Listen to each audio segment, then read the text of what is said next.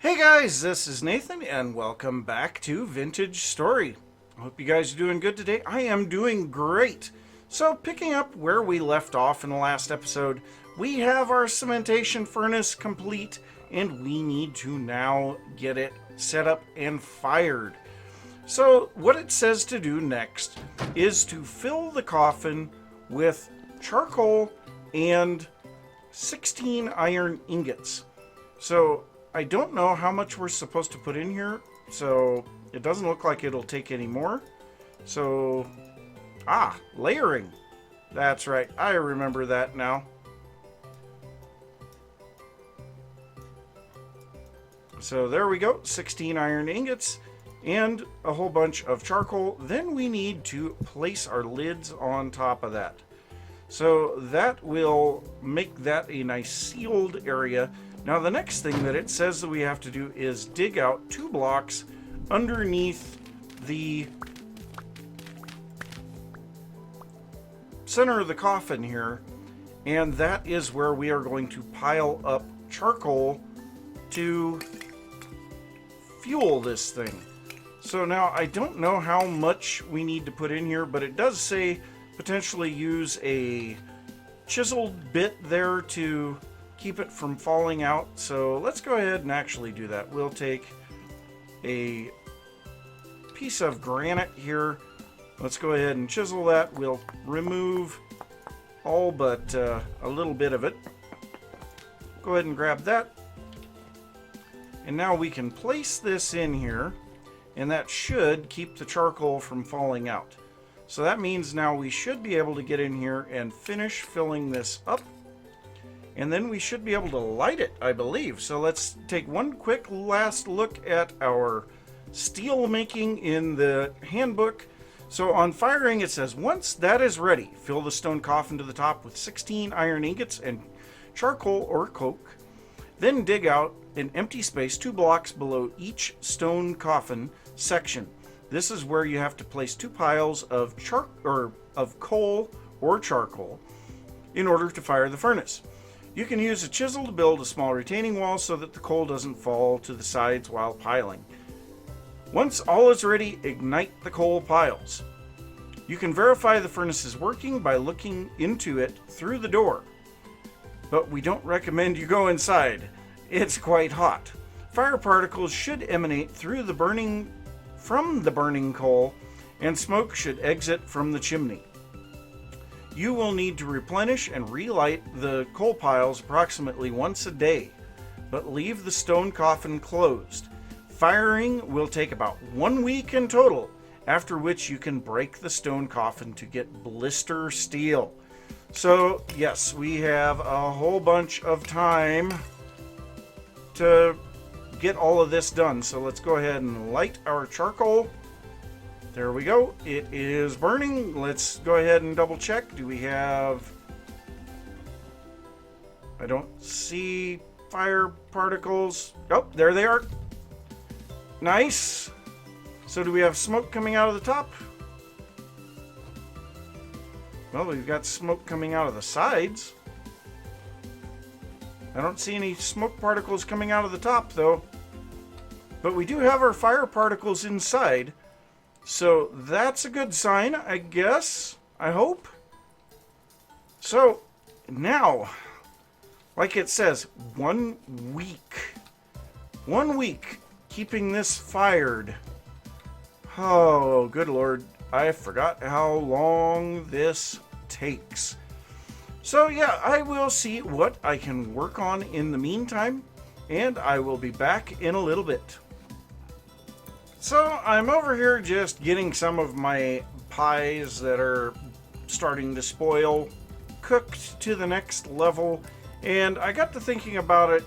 While we are waiting for our steel to be made, something that we can do is to make a lot more charcoal. So we need tons and tons of charcoal to be able to fuel that thing. And I mean, only making 16 ingots at a time, that's going to take forever. So yeah, I think that's what I'm going to do. So I am probably going to go out, through the translocator down to the south.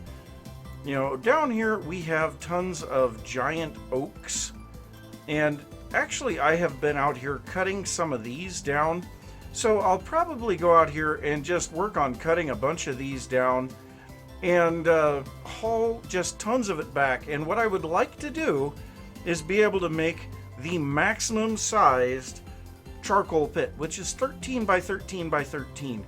That takes, like, I don't remember, 4,000 logs or something like that. It is a ridiculous amount. So yeah, I have a whole bunch of iron axes made up. We'll make things go a bit quicker. I'm not worried about collecting saplings out there because I can't replant the big ones anyway. I guess that might actually be a better idea because of the fact that we can't replant those. We might actually go over here south of our base because we have these redwood forests, and these we can replant the big trees. I mean, they always grow as big trees. So cutting those down may actually be a better option because, you know, we can replant them and it won't just completely destroy the terrain. So I suppose I might go over here to this one. It's a little bit closer. I know this is one as well. So maybe we'll just work our way down because I think, yeah, there's some there.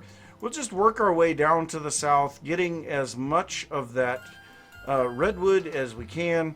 And yeah, we'll see if we can get enough to fill up an entire 13 by 13 by 13 charcoal pit. And I burned my pies. Whoops.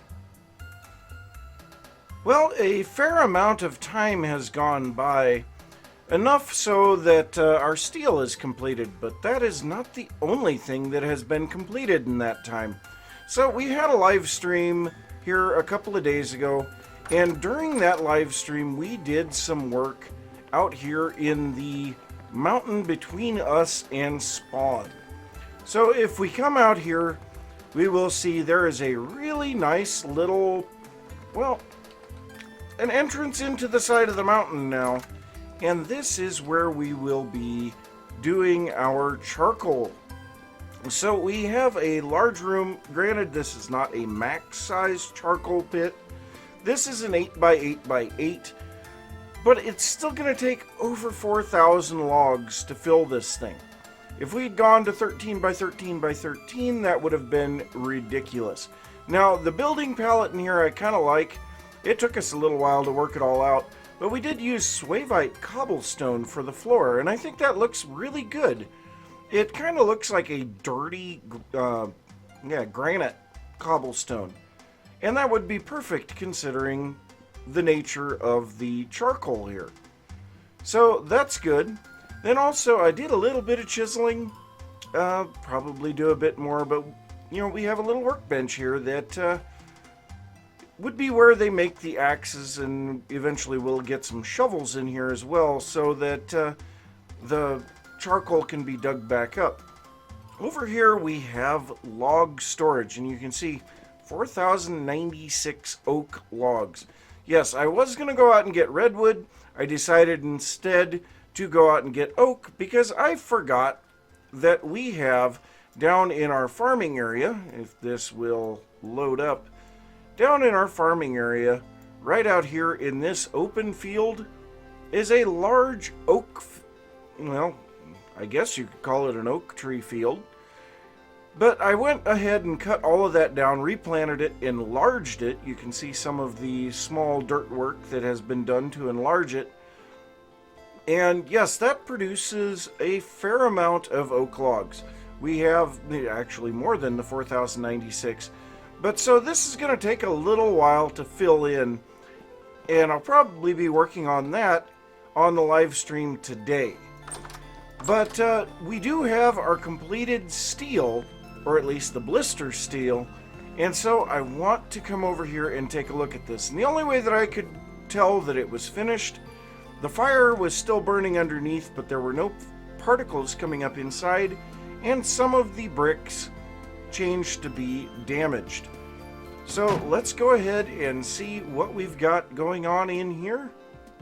Do we have to break this with a pickaxe? I would assume so. I think it said we have to break it out, so...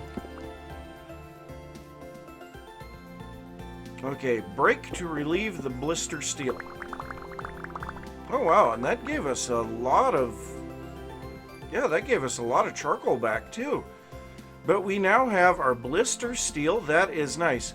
Now, I don't know if the damaged refractory bricks will still work or if we need to fix those. So I suppose I'm going to take one of these out and just see, okay, that was kind of what I was assuming was going to happen.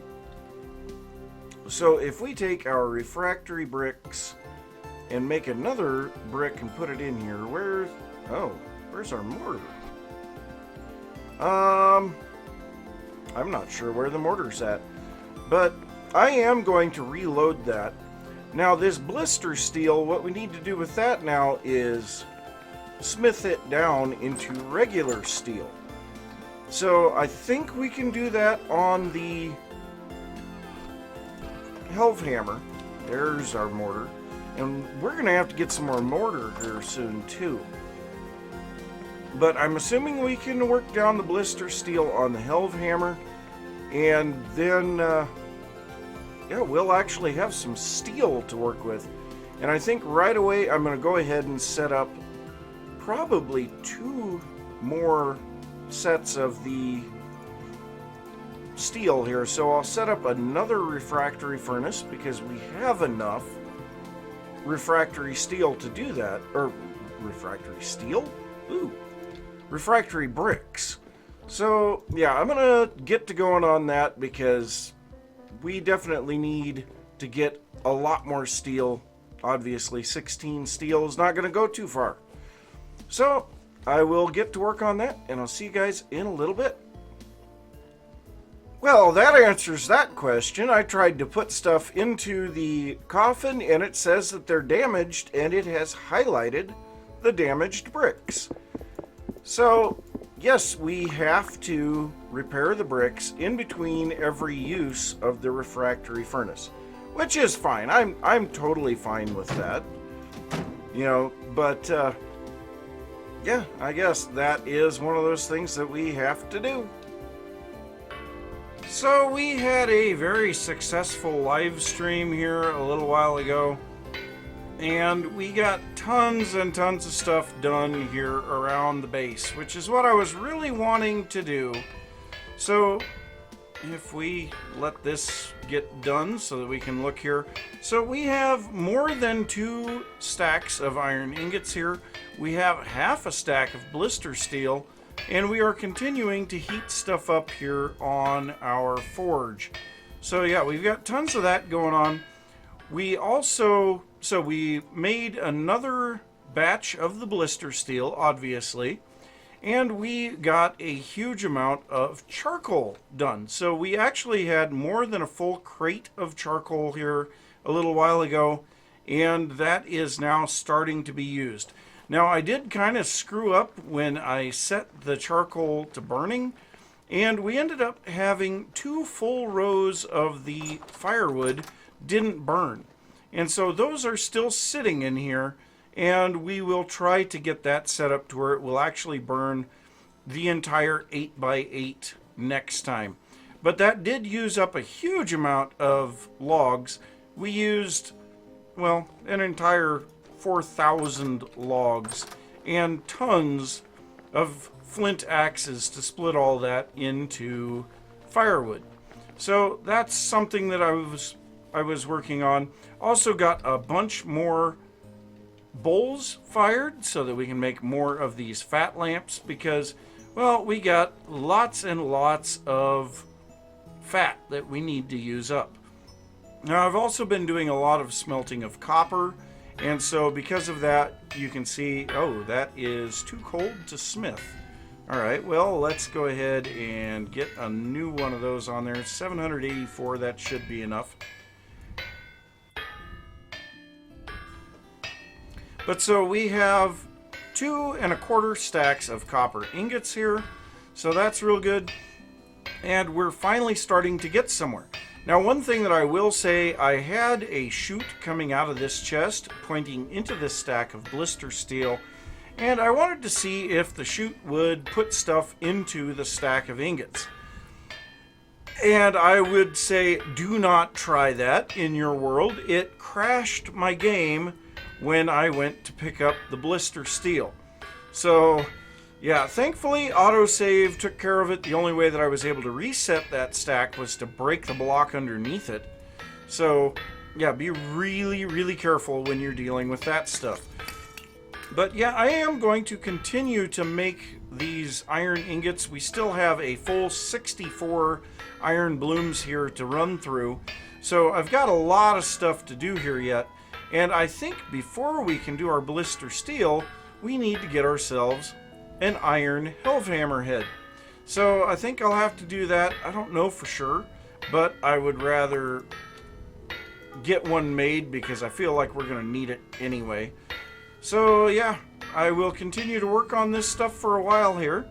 And what? Oh, that one's partially worked. Okay, that's why it's not going together. But yes, we have a lot of work here to do still, and I will see you guys in a little bit. So one thing that I didn't mention that we did on the live stream was to replant all of the farms, but I made a big mistake in that I planted all of my turnips and carrots, and it is too hot for them. So if we come over here, the carrots are dead as well, and I think the parsnips are as well. So if we hop over here, yeah, parsnips are dead as well. So I don't know if we can get a seed from these. So it looks like we can. I think they were fully grown before they died. So I guess that's a plus. But yeah, that wasn't real smart on my part, because now we don't have those vegetables. We should have planted those up at our base where it's cooler. But yeah, I guess you live and you learn. Now, it looks like the only thing that is not ripe is the peanuts and the amaranth. Everything else looks to be ripe. So we have lots of onions. Those are definitely something that we can use because we need vegetable. And then we have tons and tons of grain. But my guess is I'm going to have to go through here and harvest all of these. Make sure that oh, the cassava isn't ready either. And that's because cassava just takes forever to grow. But so yeah, I got to go through here and break up all of these dead plants. Like I said, hopefully I get a seed from every single one of them, because otherwise I'm going to be a little bit sad. I could potentially take these back to the base and replant them there, but I don't know if it's really worth it. But another thing that we did on the live stream was to come out here when we planted this and replace a whole bunch of the dirt, the medium fertility soil that we have in here, with high fertility soil. So we've been collecting lots and lots of rot, getting a bunch of compost, and I've been using that to turn medium fertility soil into high fertility soil. So we have a whole bunch of that here, actually in excess of a stack of it already. And so yeah, that will kind of speed up the regeneration of that area. That's kind of nice. But yeah, I do have a lot of stuff here to harvest just the same, not just this stuff that's dead, but we can also harvest all of our grains and our other vegetables that actually made it. And then I would also like to harvest a bunch of berries. And I had a bunch of berry pies that I left raw in my storage containers. I was making the iron blooms into iron ingots, and I totally spaced off the fact that I needed to get them baked. I went down to the bakery and found them sitting at like 98 to 100% spoiled, and one of them even spoiled in the oven while it was baking. So yeah, we waited a bit too long and we lost a huge amount of our pies. We were able to keep our 2 white currant pies, and so that's all that I've got, I think. We might have kept the blueberry pies, I don't remember. but we lost a lot of pies, something like 28 pies. Very sad. But, yeah, that's just the way that it goes. So, I am going to get all of this harvested up. I'll take everything back to the base that I need to, and I'll meet you guys back there. So, we got a great deal, plenty of onions, and we're going to be taking those back to the base. We also got quite a bit of linen from all the flax. I'd already delivered some because, yeah, I had to come back to the base for a little bit. But, well, it looks like our helve hammer is actually turning a little bit right now. So I think the next thing that we're going to do is see if we can get ourselves a little bit of steel made up. So let's go ahead and drop these onions in here. That should last, oh yeah, 45 days.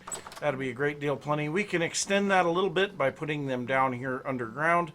And we could even extend them further by pickling them. Now, however, pickling them does reduce their nutrition, but yeah, you make sacrifices sometimes. So I'm pretty sure that in order to make steel, we are going to need a... Oh, I can't pick that up because those. But I'm pretty sure we are going to need an iron helve hammer. So I think I'm going to go ahead and get a little bit of iron going here. Whoops, that is not what I meant to do. So yeah, we've got quite a bit of iron here now. I didn't quite get through all of it, which is unfortunate. We have, well, we had these were warm and these weren't, but we've got 19 left. And I mean, literally the helve hammer just completely stopped dead in its tracks. But I don't think that I have any charcoal up there. So let's go ahead and grab a stack of charcoal here.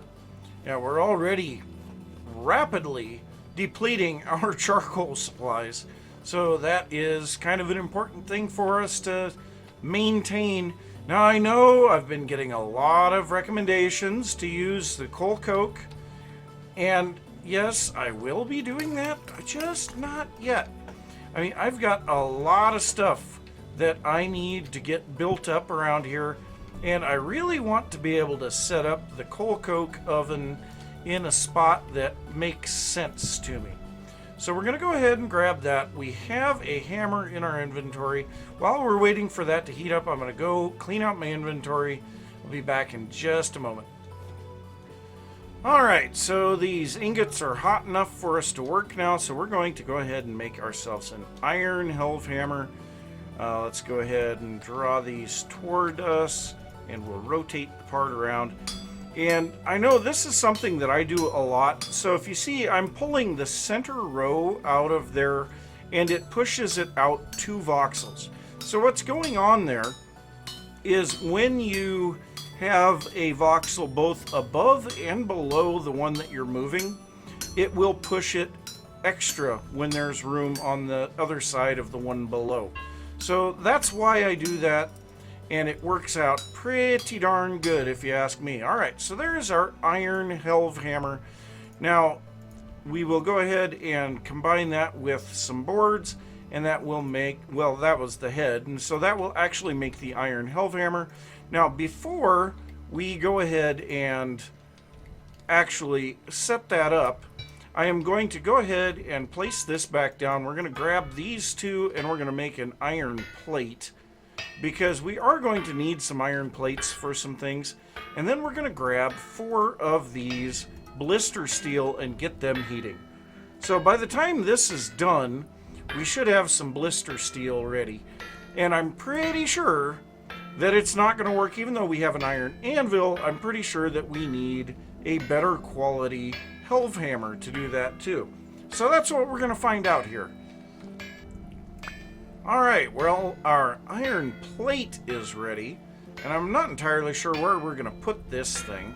I guess maybe we could place it back here for now, just so that it's out of the way. And it looks like at least some of our blister steel is ready here. Okay, so it does actually look like this is going to work with the bronze helve hammer. Well, just the same, we've made it. let's go ahead and put it in here. So let's get our helve hammer base back in here, and we are going to put the iron helve hammer down. And so, yeah, a little bit of working of the stuff, and there we go. There is our first steel ingot. So, yeah, lots of these to be processed here. Let's go ahead and grab a few more of those. We'll pull these out, put those in. And at this point, we can actually start making some steel tools. So that's kind of nice. So, yeah, I don't know for sure what I'm going to make first, but I feel like a steel sword might be a good idea because we are just about done on our meteoric iron long blade here. We have 6 durability left on this thing. So I think I might want to grab these steel ingots and start working them down actually as tools while they're still nice and hot. So I suppose I will do that. I'll see you guys in a little bit. So I want to try a little bit of an experiment. I have a medium temporal storm incoming, and I'm up here doing some smithing. And I want to see, with all of this junk that I've got around here, if drifters can spawn up here. So there's going to be a couple of spots that are not covered, like these 2 spots, and a couple of them over here. So I suppose we can kind of solve a little of that by moving some of these chests around. And I have a couple of chests in my inventory. We have a couple of lanterns, but we could also utilize the steel ingots to do the same. So, I mean, there's a couple of possible options of what we could do here, but I think we could potentially keep drifters from spawning up here and just work through the temporal storm. I think that would be kind of a cool thing if we are able to do that. So let's go ahead and grab a few of these molybdechakos ingots, move them over there, another steel ingot over there. And so, yeah, I'm going to see if this actually works. It'd be a heck of an exploit if it does. So, yeah, I'll see you guys when the storm comes about. Well, our temporal storm is now imminent. There was one spot right down there that I was a little concerned they could potentially spawn on, so I covered that. Now, one thing that I do know that they can do is spawn on the roof. And I actually don't have anything to keep them off up here. So, yeah, that's kind of a bogus deal, because they can spawn up here and then fall down. So I'll just have to kind of keep an eye on that. But I do have my steel sword prepped and ready to go. So, yes, lots of attack damage there. Yeah, it's actually the same amount of attack damage as our meteoric iron one. But, oh, that sounds really cool. So yeah, we'll just have to be ready. If I see anything come from either there or over here, I know we've got a problem. So, yeah, we'll see what happens. I'm going to keep recording.